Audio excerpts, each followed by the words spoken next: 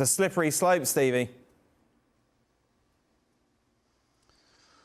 Well, the way to get it out is to win some games, and to do that, you've got to score goals. And I have no idea where the goals are coming from. I mean, to me, Bamford had a good first season in the Premier League, no question. But to me, he's not a goal scorer. And they don't have anybody else that you can rely on to score goals. Oh, well, I wouldn't rely on him either. So the only way to stay up is if there are three teams that are just that bad. And it's kind of close, because I think there's half a dozen sides at the bottom of the Premier League that could go down. So they might be lucky. They'll generally give everything they have. I don't think you can ever question the desire. Certainly it was like that under Bielsa. I think it's the same under Jesse Marsch. They always give everything.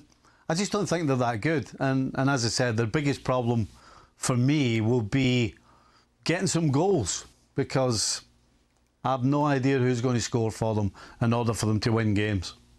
Stevie, it must be great when you're coaching, everything's going right, as it was for Jesse Marsch at the start of the season. The people you brought in are scoring goals and performing. Fantastic. This, though, must be the complete opposite when it comes to emotions. Yeah, but I think generally when you're not winning games, the biggest thing for the manager is to keep the spirit going. And if there's one thing that he can do, he's always so positive. He really is, and that is the one thing that I don't think will change. I just said there that, the one thing you always seem to see in Leeds teams is desire and energy and some fight. I just think that little bit of quality and ability is missing.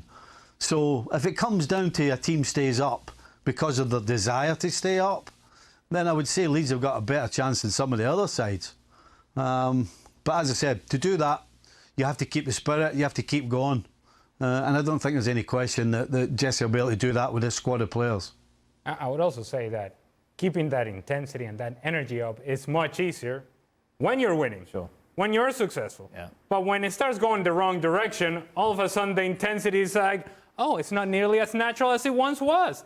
Things are not nearly as easy. Now we can't cover the spaces as much as we did before. Not because physically you're unable to do so, it's because now you have that weight of, my goodness, we haven't won since August. Right. Yeah. Hot start. Everybody's sexy. Everybody's good. Everybody's working hard. Okay, go America. Here we go. And now you get to the point to where you're not getting results, and it's very, very difficult, in my opinion, to withstand and maintain energy and intensity when you don't have confidence to lean on, when you don't have results to lean on. Things that push you forward is success. If you don't have success, that energy and intensity is only going to go for so long. Anti-American.